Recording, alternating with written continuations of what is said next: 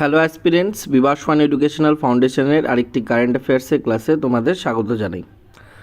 চলো দেখে নেওয়া যাক আজকের আমাদের কিছু গুরুত্বপূর্ণ কারেন্ট অ্যাফেয়ার্সের প্রশ্ন।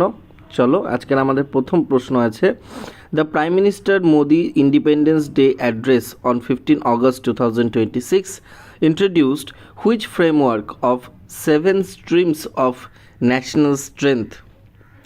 2026 সালের 15ই আগস্ট প্রধানমন্ত্রী মোদির স্বাধীনতা দিবসের ভাষণে জাতীয় শক্তির 7টি স্রোত সংক্রান্ত কোন কাঠামো তুলে ধরা হয়েছে? পঞ্চামৃত জলবায়ু কাঠামো, শক্তি কা সপ্তধারা, আত্মনির্ভর ভারত 3.0, বিকশিত ভারত পঞ্চসূত্র। কারেক্ট আনসার হয়ে যাবে শক্তি কা সপ্তধারা। প্রধানমন্ত্রী নরেন্দ্র মোদী এই 7টি কৌশল স্রোত ঘোষণা করেছে, যা আত্মনির্ভরতা ও বিকশিত ভারতের লক্ষ্যে চালিত হবে। শক্তি কা সপ্তধারা এই নিয়েই কিন্তু কথা বলেছেন এই বছরের 80তম ইন্ডিপেন্ডেন্স ডেতে তিনি লালকেল্লা থেকে যে ভাষণ দিয়েছেন সেখানে। পরবর্তী প্রশ্ন, under which newly enacted law has India opened its nuclear energy sector to private Indian firms and foreign partners? কোন নতুন আইনের অধীনে ভারত বেসরকারি জাতীয় সংস্থা ও বেসরকারি ভারতীয় সংস্থা ও বিদেশি অংশীদারদের জন্য পারমাণবিক শক্তি খাত উন্মুক্ত করেছে? অ্যাটমিক এনার্জি অ্যামেন্ডমেন্ট অ্যাক্ট, শান্তি অ্যাক্ট, নিউক্লিয়ার লায়াবিলিটি অ্যাক্ট নাকি green energy mission act? Correct answer হয়ে যাবে শান্তি act, sustainable harnessing and advancement of nuclear energy, শান্তির ফুল ফর্ম, ঠিক আছে, nuclear energy for transforming India act, এটা চালু করেছে। শান্তি আইন বেসরকারি এবং বিদেশি অংশীদারদের জন্য পারমাণবিক শক্তি খাত উন্মুক্ত করবে, যা এক বড় নীতিগত সংস্কার।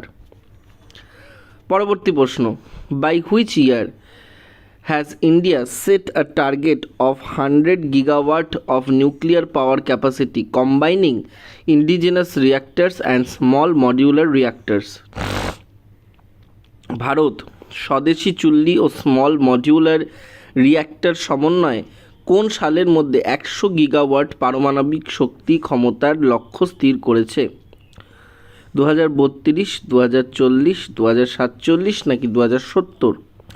100 গিগাওয়াট 2047 সালের মধ্যে 100 গিগাওয়াট নিউক্লিয়ার পাওয়ার ক্যাপাসিটি তৈরি করবে বলে বলছে ভারত, ঠিক আছে। পরবর্তী প্রশ্ন, on 15 August 2026 the ministry of finance reduced which tax levied on exports of petrol, diesel and aviation turbine fuel? 2026 সালের 15ই আগস্ট অর্থমন্ত্রক পেট্রোল, ডিজেল ও অ্যাভিয়েশন টারবাইন ফুয়েল রপ্তানির ওপর কোন কর হ্রাস করেছে? Goods and services tax, windfall gains tax, basic customs duty নাকি road and infrastructure cess? Correct answer হয়ে যাবে উইন্ডফল গেইনস ট্যাক্স। 15ই আগস্ট 2026 জারি হওয়া বিজ্ঞপ্তির মাধ্যমে অর্থমন্ত্রক পেট্রোল ও ডিজেল ও এটিএফ রপ্তানির ওপর উইন্ডফল গেইনস কর হ্রাস করে, ঠিক আছে। পরবর্তী প্রশ্ন 5 নম্বর, during the 80th independence day PM Narendra Modi announced the creation of which new force? 80তম স্বাধীনতা দিবস উদযাপনে প্রধানমন্ত্রী মোদি কোন নতুন বাহিনী গঠনের ঘোষণা করেছেন? National disaster response volunteers, a massive modern civil defense volunteer force, Agniveer home guard corps নাকি ইউবা শক্তি সেনা?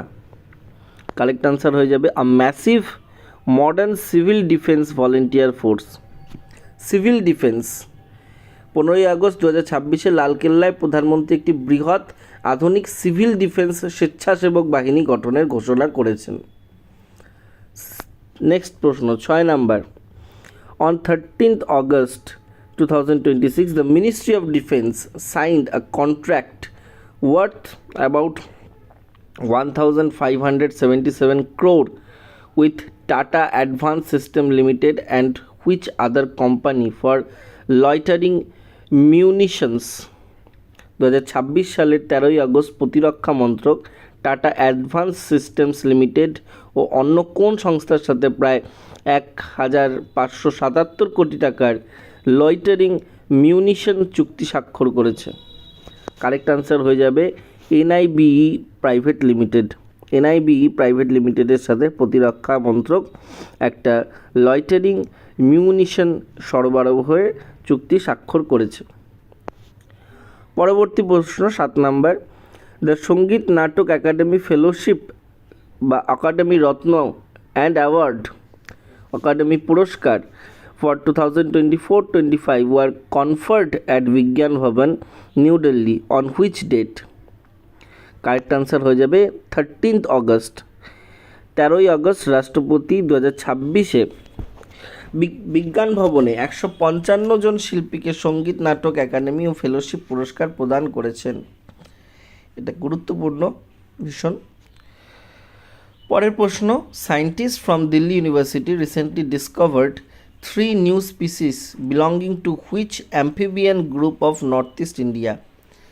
দিল্লি বিশ্ববিদ্যালয়ের বিজ্ঞানীরা সম্প্রতি উত্তর পূর্ব ভারতে কোন উভচর গোষ্ঠীর 3টি নতুন প্রজাতি আবিষ্কার করেছে? Tree frog, cascade frog, true towed নাকি সিসিলিয়ান? দিল্লি ইউনিভার্সিটি নর্থ ইস্টে নতুন কিছু উভচর প্রাণীর সন্ধান করেছে। সেই উভচর প্রাণীর নাম হচ্ছে ক্যাসকেড ফ্রগ বা অ্যামোলপস ব্যাং।